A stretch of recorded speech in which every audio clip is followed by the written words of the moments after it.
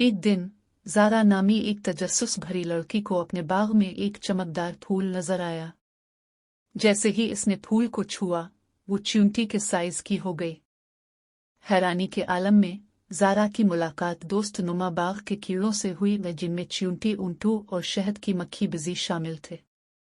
उन्होंने बताया कि उनका जादुई बाग खतरे में है क्योंकि एक मकड़ी वेबस्टर ने चमक पत्थर चुरा लिया है जो बाग की जिंदगी का जरिया था। ज़ारा ने मदद करने का फैसला किया। वो सब मिलकर दरिया अबूर करने और तूफानों का सामना करने जैसी मुश्किलात से गुजरे और इस दौरान ज़ारा ने सीखा कि टीम वर्क और बहादुरी कितनी अहम है। आखिरकार वो वेबस्टर की जाल वाली जगह पर पहुंच गए।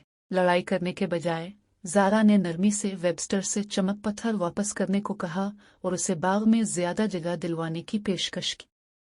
ज़ारा की मेहरबानी से मुतासिर होकर वेबस्टर ने चमक पत्थर वापस कर दिया और बाग की जादुई ताकत बहाल हो गई। ज़ारा अपनी असल हालत में वापस आ गई और ये सबक सीखा कि मेहरबानी और मिलजुल कर काम करने से हर मसला हल हो सकता है। सबक: हर कोई अहम है, चाहे वो कितना ही छोटा क्यों ना हो।